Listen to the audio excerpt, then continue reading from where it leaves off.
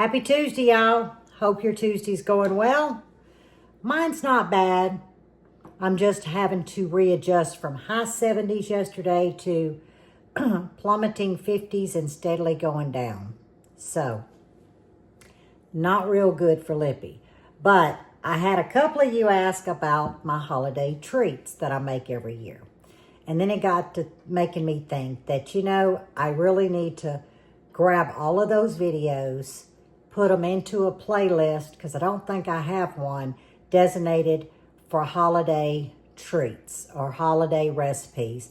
And I'm going to do my best to put all of those in one playlist so they're easy to grab. And some of you asked, was I going to make my fudge and my pralines, divinity? And yes, I will, but not in video, because I'm only going to make a small batches as the grandkids get to come over. Because this year, they're going to be spread out amongst Dad and amongst Mom and Mama and Papa. So I don't need to have an abundance of goodies until the 2 days leading up to when they're coming to stay with us for a few days. But this recipe is actually something that's dear to my heart. Now, growing up with my dad being Sicilian and French, his aunt used to make cruxials. Well, when I become an adult, I couldn't find cruxials. So obviously, that's what we called them, but a true definition or a true word for it doesn't exist. But what I did find very similar is Struffoli. Now, I'm probably butchering that, but I did write it down, Struffoli. Struffoli. Now, if you guys watching me that is Italian, you're probably cringing, okay? I'm doing my best with the wording, but the recipe for the Struffoli is almost like the cruxial. So when I found this recipe years ago, I was like, oh, great, I finally found cruxial. But really, I didn't. But it's so close to that flavor that I remember as a child. I try to make this once a year because it's really a treat to me. Now, the whole family enjoys it, but it's really me that truly enjoys it. So, without further ado, we're about to make Struffoli. And I imagine y'all are going, she said it again. So why don't we just call it Little Puffs of Goodness? Now, I will be leaving my rendition, my recipe in the description. But in this sieve is 3 cups of all-purpose flour, okay? And I am just going to lightly bring it down some in volume, okay? And then, oops, there went my first cloud of flour. We're going to add a pinch of salt, okay? A little bit more. Because this is sweet, so that salt is going to cut it. We're going to add about 3 tablespoons of baking powder. A half a cup of sugar. So you see, I'm putting all of my dry ingredients together. And I really want my my flour to be fine. So that's why I'm sieving it. Now, when I measured it, I did not pack it, guys. And then what I like to do is just kind of use a kitchen fork. You don't need big machines, blenders, processors. You just really need just a dinner fork and your hands. And what I'm going to do is make a well.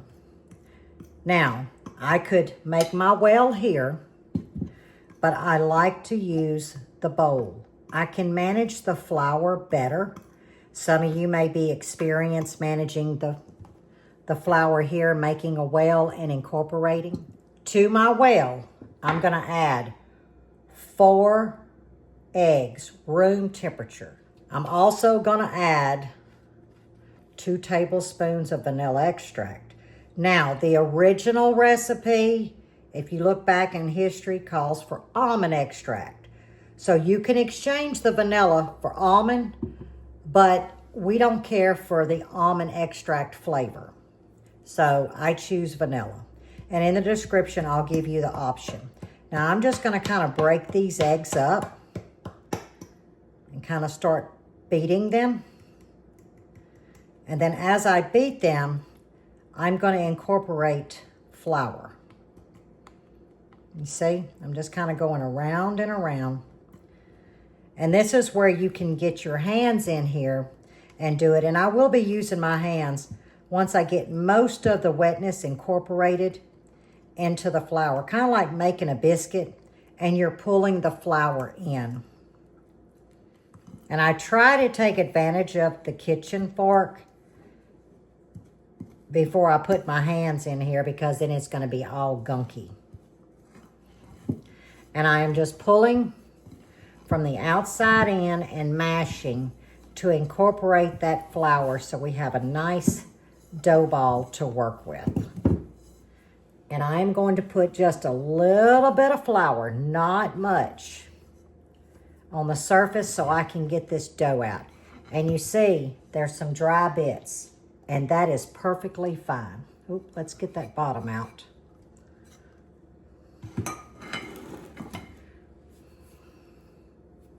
And like I said, if I find that it's too dry, I can add a teaspoon of water. But I'm gonna leave the camera on because I really want you to see what you're looking for in this dough. I wanna pull the dough together.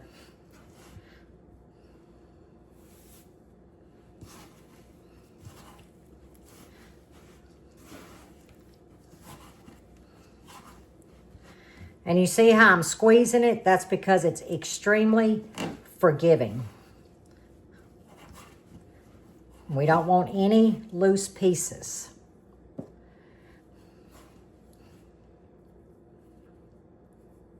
And I may have to add a little bit of flour if I find that it's still sticky.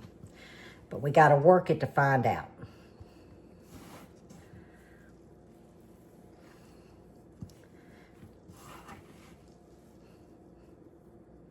I don't know, there's something about dreary, cold days leading up to the holidays, and this is just therapeutic for me. Okay, I don't think I'm going to need to add any flour, but I do believe that I do want to scrape my board off. There we go. A little light dusting, not much. Now, we're just going to work the dough.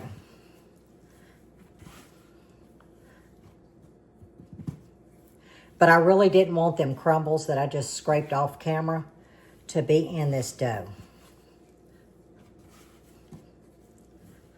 And we're just going to work it. You don't want any sticky. But if it was too dry, you see, it would be crumbling on me. But it's not.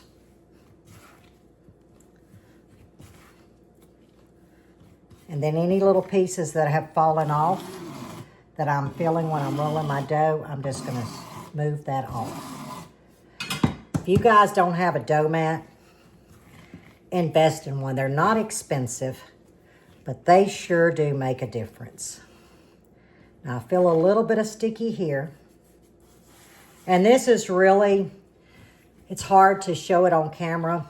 It's just one of those things that you just got to work at. But it won't take you but 1 or 2 times to really know the consistency of your dough. Oh yeah. Nothing sticking. I don't feel any dry spots. Oh yeah. Perfect. Now I'm just going to put it into a ball. Just like that. Now I've just got some avocado spray. And I'm just going to moisten the top so it doesn't dry out. Perfect. And using the bowl we mixed it with, we're going to cover it. And we're going to leave it covered for 20 minutes. That gives me time to get things cleaned up and get some oil heating. Yes, these little dumplings will be fried. And then over on the stove, we've got a honey glaze. But when we move to that part, I'll go over the ingredients because I don't want to go too much in the ingredients to where I lose you. So right now, it'd be a good time to get your oil heating to 350. Now I'm using my electric skillet because it's going to maintain a 350 degree temp. If I would use my flat top, many of you know about these new stoves. They regulate up and they go down. They say they hold the temp. I've tested that theory and it's false. I've actually put a thermometer so when it goes up and down, I'm actually losing temp. So I'm going to be using my electric skillet so I can control that even 350 degrees. It's been 20 minutes and now I'm going to temp check my oil to make sure we're at 350. And we are at 350. Now, the most tedious part is to roll out our dough. Very, very simple. Okay, let's move this out of the way. Oh, it is absolutely gorgeous. Now, see how it's sticking right there? And that's fine because I'm just going to pull it up and I'm going to add a little bit of flour. And like I said, there may be a lot of recipes out there, but this is the one that I have found that works best for me. Oh, it is just perfect, guys. Now, the way I have found is I just cut it in pieces to work with my, look at that, isn't that pretty? Look at the layers in there. To work with my rope. And then I'm going to cut this in half. And I think we should be fine there. Okay? I'm going to set this piece and these other two. And I'm going to put my bowl back over it. Because we're only working with these pieces. And all I try to do is even out. And this may be a little bit thick, guys. So I'm going to cut it. Because you don't want it too big. Let me set that under my bowl. Okay. Yeah, this is better. And all you're going to do is make a rope. And you really don't want to push on your dough. You just want to start at the center and roll it out. You want just a very thin rope.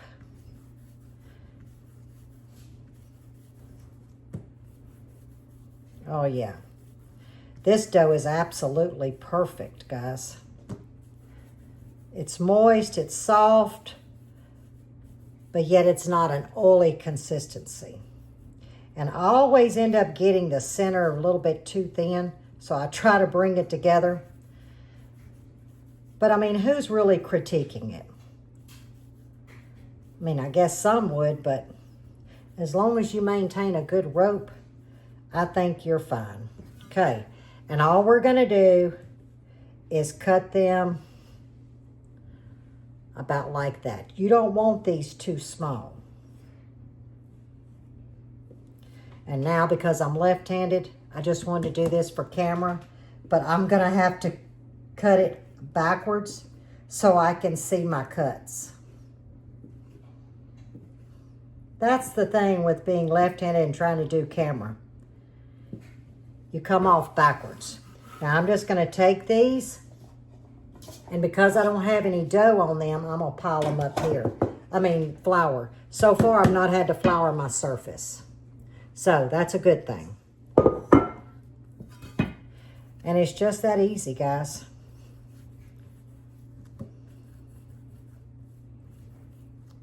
I'm going to get all of this done, get them in my bowl, and then we will move to the fryer. And while I was waiting for my dough to rest, I went ahead and got my supper going. We're having cabbage and sausage with some cornbread. Something very simple, something hubby asked for. I guess because he hasn't had real food in a week, and he was like, I want cabbage and sausage. So it's andouille sausage. So I'm going to get that stirred. And this goes pretty fast. See, I'm already done with my third rope. All right, meet you back at the deep fryer. Okay, I've got me a bowl here with a paper towel to catch any oil that's left over. Here's our little puff balls. We're sitting at 350, and we don't want to crowd our oil. Let me see if I can move y'all a little bit closer. Okay, we are frying now. And you don't want them sticking together. But yeah, I shouldn't have put them in this bowl, but I already had it dirty, so I was like, yep. But if you spread them out, they're a lot easier to get to. But you see, they come apart really easy. We're almost there. You don't want them too dark. Oh, yeah. Tell you what, let me get my glasses on so I can make sure I'm at the color I want. And I'm going to try to hold it up to the camera. Here we go. I am going to zoom in right now so y'all can see the color. You're just looking for a light golden. That's it.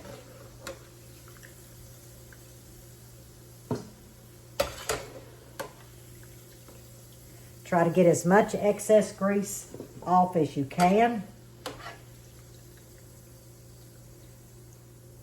And then I'll proceed on to doing some more. Okay, I'm gonna go ahead and get my eye on the stove, but I need to talk to you guys. This is not a necessity in this recipe, but orange blossom water is very traditional, okay? If you can't find this, you're not gonna really notice it if you've never had orange blossom water, okay? So in my recipe, I'm gonna use this, but please know it's not a necessity, okay? But orange zest, yes. Now, if you don't want a citrus flavor, you can just stick with the basic ingredients, honey and butter, okay? But I do use orange zest and orange blossom water. So let's get to the glaze. Okay, in this pot is 1 cup of honey and a tablespoon of water, the zest of 1 orange, and a tablespoon of orange blossom. If you didn't want to use the zest and you didn't have the orange blossom water, you could do a cup of honey and a tablespoon of butter, and it will be fine. But at the holidays, citrus is really a component during the holidays, and I do like that orange flavor. So what we're going to do is get this melted down, the butter, and we're actually going to bring this honey to a boil. So you need a little deeper saucepan because as it boils, it's going to come up. Okay, it has come up to a boil, and like I said, it will crest. So if you see it coming up too tall, you can just kind of lift it up to take it off the heat. And we want this to kind of boil about a minute and a half to 2 minutes, guys, without burning your honey. That's why I'm lifting it up. And what I'm going to do is I'm going to go around the side of this large bowl. Now, these bowls are very delicate, so I'm going to show you how I fold this goodness on these balls. I use the same utensil. I go down the side and I just kind of pull because that honey is down at the bottom. And they're going to absorb all of that goodness, but you see I'm going down the side and pulling forward. And you want them well coated. You should end up with not much honey at the bottom.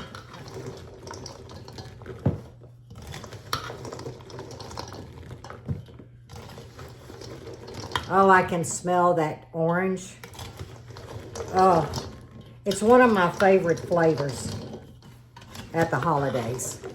Now, at this point, you could divvy it up in containers and put your sprinkles on and give as gifts. But traditionally, we're going to actually try and make a pyramid. Now, some of my balls are a little bit big. You really won't, well, they're bite size, big bite size. But like I said, who's going to measure? Not me, I'm just going to eat. Okay, I just have a cake stand, and I like to put a piece of parchment. But now this is usually for my springform pans, but I like to put a piece of parchment. And we're going to make a pyramid because they're going to be real sticky. So you're going to have to kind of go slow. And this is really for presentation. You do it the best you can. I'm not the best at it, but they start sticking together. It's almost like glue, guys. It's really a fun dish to make. And the grandkids love it because it's cute. Okay, now, what sprinkle do I want? I think I'm going to use this one. And this really is to your preference, how many sprinkles you want. There we go. Now, I wouldn't use a flavored sprinkle because a lot of your red sprinkles and greens, they tend to have a cinnamon flavor. I don't know. Well, I guess cinnamon and orange goes good together. I'm not doing real good on my pyramid, but we're going to make it work, guys. We're going to make it work. You hear me? Uh-oh. And this is where you have to do a lot of wiping of things. And get some sprinkles off the floor.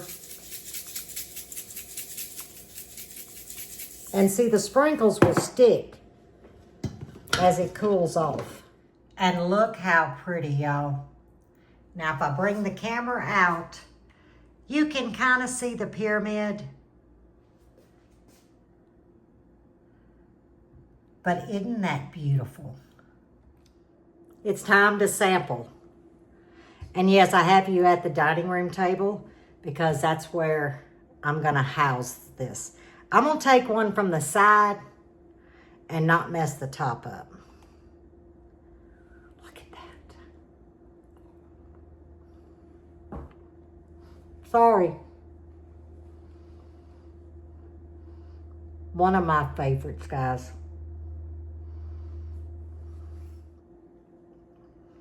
It brings me back to my childhood. And like I said, it's as close as a cruxial, but it's not exact. But if this is all that I can do to get that cruxial taste, I will gladly accept this. So I hope you guys enjoyed. And for you Italian chefs out there, forgive me for butchering the name, but this is Lippy's rendition of Struffoli. And yes, I know I butchered the name again, but guys, it doesn't matter how you say it. We can just say little puffs of goodness. So I hope you enjoy this recipe. Maybe try it. You don't have to get fancy like I did. I just wanted that presentation for you guys and my family, because we eat first with our eyes. Actually, Lippy been sampling before I moved Joe over here. Now it's time that I make some cornbread to go with our cabbage and sausage, Mr. Buddy's request. But as always, stay safe, stay well, and God bless. And I'll see you guys on the next one.